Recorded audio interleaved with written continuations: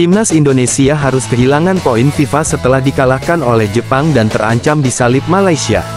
Sebagai informasi, duel Timnas Indonesia vs Jepang terlaksana di Stadion Utama Gelora Bung Karno SUGBK, Jakarta, Jumat tanggal 15 November tahun 2024. Ini merupakan matchday kelima grup C putaran ketiga kualifikasi Piala Dunia 2026 zona Asia.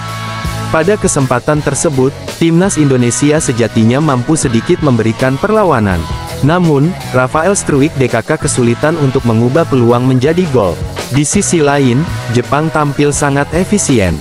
Tim Samurai Biru kemudian keluar sebagai pemenang lewat skor 4-0. 4 gol tim tamu dicatatkan atas nama Justin Hubner OG 35, Takumi Minamino 40, Hidema Morita 49, dan Yukinari Sugawara 69. Kekalahan ini tentu sangat disayangkan, pasalnya, Timnas Indonesia sempat memiliki peluang untuk merangsek ke peringkat 2 klasemen grup C putaran ketiga kualifikasi Piala Dunia 2026 zona Asia.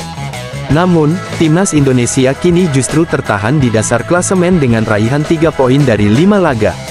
Selain itu, tim asuhan Shin Tae-yong juga harus kehilangan poin FIFA. Kabar baiknya adalah poin yang hilang tak terlalu banyak. Timnas Indonesia hanya kehilangan 2,93 poin akibat dikalahkan Jepang. Timnas Indonesia sementara masih menempati peringkat ke-130 dengan 1115,94 poin. Belum lagi Nikaragua dan Timnas Malaysia yang berada di urutan ke-132 dan 133 juga tak terpaut jauh dari Timnas Indonesia. Timnas Nikaragua kini memiliki poin sebanyak 1114,28. Di sisi lain, Timnas Malaysia memiliki poin sebanyak 1113,92. Alhasil, Timnas Indonesia bisa saja disalip Niger, Nikaragua dan Malaysia bila ketiga negara tersebut meraih hasil positif. Bek Timnas Indonesia, Sandy Walsh, yakin kali ini skuad Garuda bisa memberikan perlawanan terbaik saat melawan Jepang. Kedua tim akan bertarung pada lanjutan putaran ketiga kualifikasi Piala Dunia 2026 zona Asia, Jumat 15/11. Pada pertemuan terakhir di Piala Asia 2023, Indonesia harus menerima kekalahan dengan skor 3-1. Kali ini Samurai Biru datang dengan kekuatan penuh dan masih belum terkalahkan di grup C. Sandy Walsh menjelaskan, Indonesia datang dengan kepercayaan diri tinggi di laga tersebut. Apalagi, mereka akan mendapatkan dukungan penuh dari supporter yang hadir langsung ke stadion. Tentunya, skuad Garuda harus bisa memaksimalkan semua peluang yang ada karena lawan mereka kali ini cukup tangguh. Yah, saya yakin kami memainkan permainan yang bagus melawan mungkin tim terbaik di Asia dan kami memberi mereka permainan yang sulit. Itu tidak mudah bagi mereka dan saya yakin kami memiliki beberapa peluang.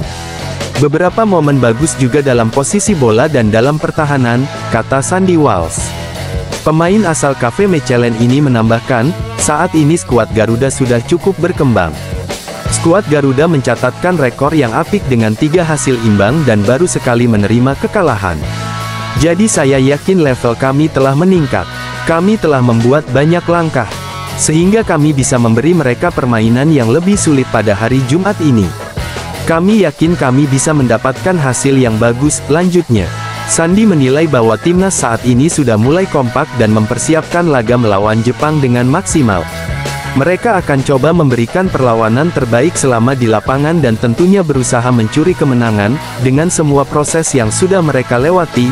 Dia menegaskan bahwa Indonesia saat ini sudah tidak bisa dipandang remeh. Pertama-tama, kami memiliki kinerja yang baik, kami semua harus berada di puncak, dalam kondisi terbaik, kinerja terbaik untuk dapat melakukannya. Bertarung melawan mereka, jadi itu akan menjadi tantangan yang bagus. Tapi seperti yang saya katakan sebelumnya, ini adalah level yang ingin kami lawan Jepang, Arab Saudi, Australia. Tim-tim ini sangat percaya pada prosesnya dan kami yakin kami dapat meraih hal-hal baik, tutupnya. Egy Maulana Fikri optimis bisa mendapatkan tempat di Timnas Indonesia. Egy sempat menjadi andalan untuk mengisi sektor winger skuad Garuda. Namun, perlahan posisinya mulai tergusur karena persaingan yang ketat di timnas. Bahkan, pada putaran ketiga kualifikasi Piala Dunia 2026 zona Asia ini dia baru bermain saat melawan Arab Saudi dan lebih banyak menghabiskan waktu di bangku cadangan. Shin Tae-yong lebih sering memasang Witan Sulaiman di posisi winger kanan. Egy Maulana Fikri menjelaskan, kondisi ini menjadi motivasi bagi dia untuk bisa mendapatkan menit bermain di timnas. Dia menyadari bahwa persaingan saat ini benar-benar ketat dan pelatih tentu memiliki pertimbangan yang objektif dalam memilih pemain. Saat ini dia menargetkan untuk bisa masuk dalam starting skuad Garuda melawan Jepang dan Arab Saudi. Ya, itu pasti menjadi motivasi lebih buat saya untuk bisa kemarin sudah tidak main.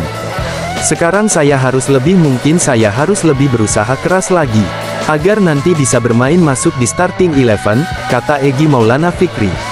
Pemain Dewa United ini menambahkan, hadirnya pemain yang berkarir di luar negeri memberikan dampak positif di tim. Apalagi, mereka datang dari kompetisi di Eropa dan memiliki jam terbang melawan tim kuat di sana. Apalagi sekarang kita punya pemain-pemain dari Eropa yang sangat bagus. Mereka mempunyai menit waktu juga di sana lebih. Kita tahu Indonesia dan Eropa levelnya seperti apa, lanjutnya. Egy menambahkan bahwa dia ingin memberikan kontribusi terbaik bagi skuad Garuda. Selain itu, hal ini akan jadi bukti bahwa dia masih layak untuk berkarir di luar negeri. Dua target tersebut yang akan dikejar dan tentunya paling utama adalah memberikan yang terbaik saat berada di lapangan. Jadi itu membuat motivasi saya untuk ayo menampilkan terbaik lagi dan juga apabila masih bisa kesempatan abroad, saya masih mau sekali dan juga masih ingin membuktikan. Kalau untuk bersaing di level timnas untuk menjadi start line up, tutupnya, selain itu, hal ini akan jadi bukti bahwa dia masih layak untuk berkarir di luar negeri. Dua target tersebut yang akan dikejar dan tentunya paling utama adalah memberikan yang terbaik saat berada di lapangan. Jadi itu membuat motivasi saya untuk ayo menampilkan terbaik lagi dan juga apabila masih bisa kesempatan abroad, saya masih mau sekali dan juga masih ingin membuktikan. Kalau untuk bersaing di level timnas untuk menjadi start line up, tutupnya. Jordi amat optimistis timnas Indonesia bisa mengalahkan Jepang. Beberapa pemain lain juga memiliki perasaan serupa. Timnas Indonesia bakal melawan Jepang di Stadion Utama Gelora Bung Karno, Jakarta, pada tanggal 15 November tahun 2024. Ini merupakan laga lanjutan grup C putaran ketiga kualifikasi Piala Dunia 2026 zona Asia. Pada kesempatan tersebut, Jepang tentu jauh diunggulkan dari timnas Indonesia untuk memenangkan pertandingan. BOLASPORT.com, Jordi amat optimistis timnas Indonesia bisa mengalahkan Jepang. Beberapa pemain lain juga memiliki perasaan serupa. Timnas Indonesia bakal melawan Jepang di Stadion Utama Gelora Bung Karno, Jakarta, pada tanggal 15 November tahun 2024. Ini merupakan laga lanjutan grup C putaran ketiga kualifikasi Piala Dunia 2026 zona Asia. Pada kesempatan tersebut, Jepang tentu jauh diunggulkan dari timnas Indonesia untuk memenangkan pertandingan. Ada beberapa alasan yang mendasari hal tersebut. Pertama adalah perbedaan jauh kedua tim di ranking FIFA. Timnas Jepang saat ini bertengger di urutan ke-15 dunia sedangkan timnas Indonesia masih tercecer di urutan ke-130. Kedua adalah terkait rekor pertemuan. Timnas Indonesia terakhir kali bertemu Jepang di Piala Asia 2023 pada Januari lalu. Kala itu, tim asuhan Shin Tae-yong menyerah dengan skor 1-3. Terlepas dari semuanya, Jordi amat tetap optimistis timnas Indonesia bisa mengalahkan Jepang dan membalas dendam atas hasil kekalahan sebelumnya. Ya, kenapa tidak, kenapa tidak? Saya ingat pertandingan itu, kami sedikit melihat babak pertama tetapi kami berdiri dan bermain jauh lebih baik. Jepang tentu sangat sulit, tapi kami yakni bisa menampilkan permainan yang bagus. Kala itu, tim asuhan Shin Tae-yong menyerah dengan skor 1-3. Terlepas dari semuanya, Jordi amat tetap optimistis timnas Indonesia bisa mengalahkan Jepang dan membalas dendam atas hasil kekalahan sebelumnya. Ya, kenapa tidak, kenapa tidak? Saya ingat pertandingan itu, kami sedikit melihat babak pertama tetapi kami berdiri dan bermain jauh lebih baik. Jepang tentu sangat sulit, tapi kami yakni bisa menampilkan permainan yang bagus. Ya, kami memiliki tim yang kuat, lebih kuat dari sebelumnya. Jadi, Ya saya sangat percaya diri dan bertarung untuk kemenangan, ucap Jordi Amat. Sementara itu, rasa optimisme serupa juga dimiliki pemain timnas Indonesia lainnya. Lebih lanjut, Witan percaya timnas Indonesia bisa mengamankan poin dari Jepang. Rasa percaya diri tersebut didasari karena timnas Indonesia ketambahan amunisi baru. Seperti yang diketahui, Kevin Dix dipastikan bisa memperkuat timnas Indonesia melawan Jepang dan Arab Saudi. Tadi saya sudah jelaskan, sekarang pemain berbeda, ada pemain baru yang bergabung. Jadi perasaan saya cukup optimis melawan Jepang. Kami bisa mendapatkan poin melawan Jepang dan Arab, ucap Witan.